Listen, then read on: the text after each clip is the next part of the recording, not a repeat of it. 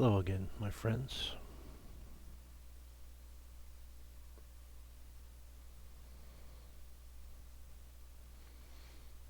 This is part 2 of a 10-part series which outlines the basics of Vedanta.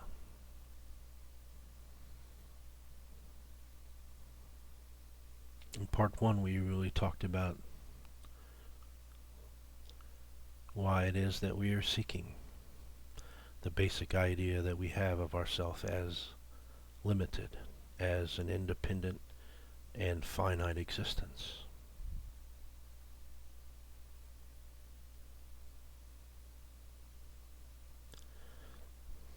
In this part I really want to inquire into why is it that we are seeking?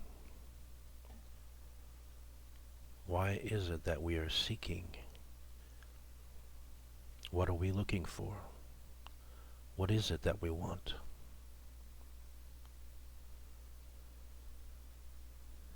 Because if we don't know why we are seeking, then we really don't know what we're doing.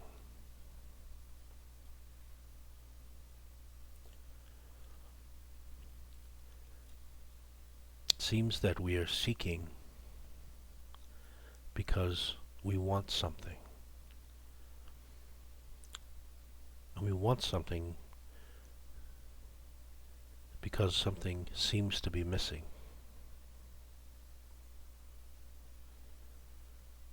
Seeking is really saying that something is not right now. Something is not good enough. Something needs to be better.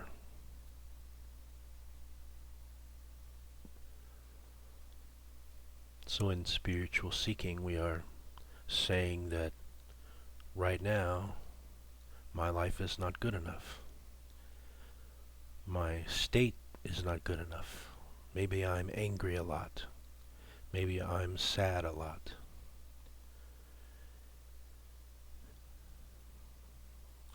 Maybe I've unhappy relationship. Or maybe I'm not happy in my job. Maybe I want to feel better. Maybe I don't feel so good. Maybe I'm afraid of what's going to happen after I die.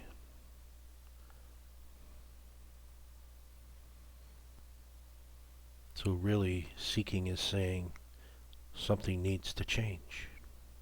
Something needs to be better. And spirituality is often a promise of making things better. It is the ultimate self-improvement.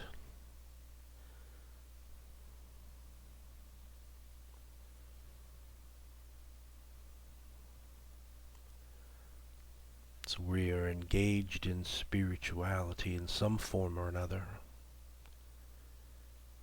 And we are doing various things in the name of spirituality, such as meditation. Maybe we're reading a lot of books. Maybe we're practicing devotion. Maybe we're watching YouTube videos. We're doing something in the name of spirituality, and we have a goal.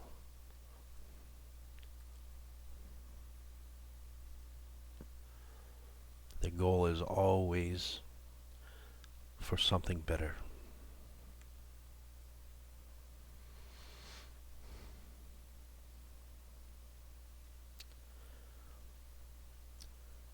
The message of Vedanta is not that something will come in the form of an experience or a state which will make things better. Special states and experiences may very well come. However, those are not the point. If a special spiritual state were to come, then it would pass, and then you would want it back. Then you would even be more frustrated because you had it and lost it, and then you want it back, and then you would do everything to get it back. Yet if it came and stayed, how long before it would then be normal again? That special state then would be the norm. And then there would be something else that would be missing. Then there would be something else that would just be normal. We don't want ordinary. We want extraordinary. How long before that special state is no longer extraordinary, but it is normal? Change is the very nature of existence, of what appears.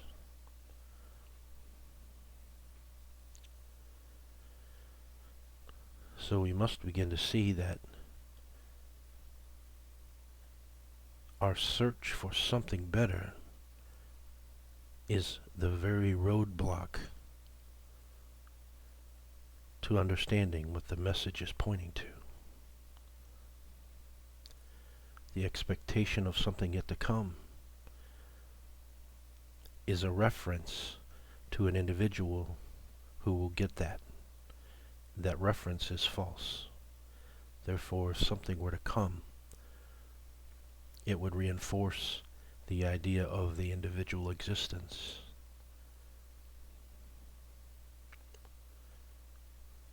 That is the opposite of what's being pointed to. It is the idea that something is missing, which is called suffering, which is called bondage. It is the constant wanting mind, which is called suffering.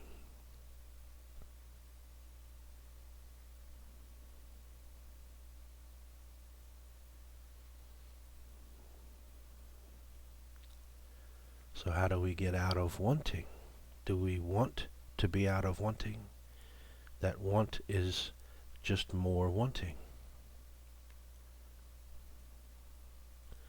So we can't force ourselves to get out of wanting. We can't want to get out of wanting more than we want everything else.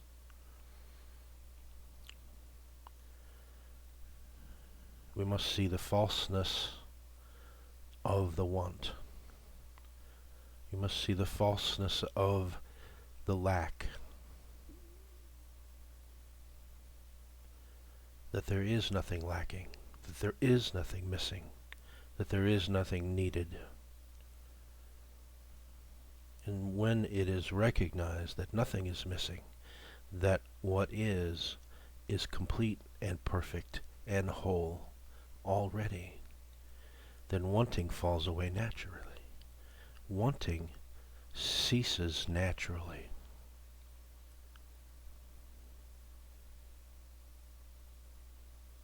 There is no longer anything wrong. There is no longer anything needed. There is no longer anything missing. There is no longer a hole that I have to fill.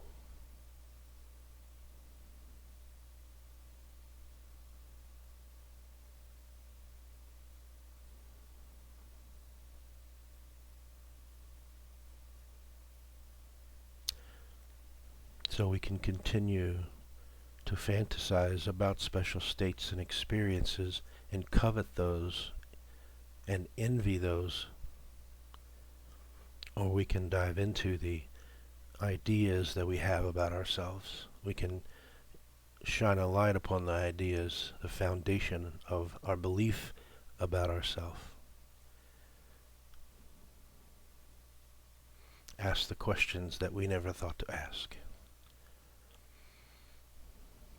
And not worry about the states which may come, not want the states that may come, but simply take a hard look, an honest look at what we take ourselves to be, our idea about ourselves, and see if it's true. See what is the nature of existence. What is the nature of myself? Stay tuned for part 3, where we will go into this inquiry. Love to you, my friends.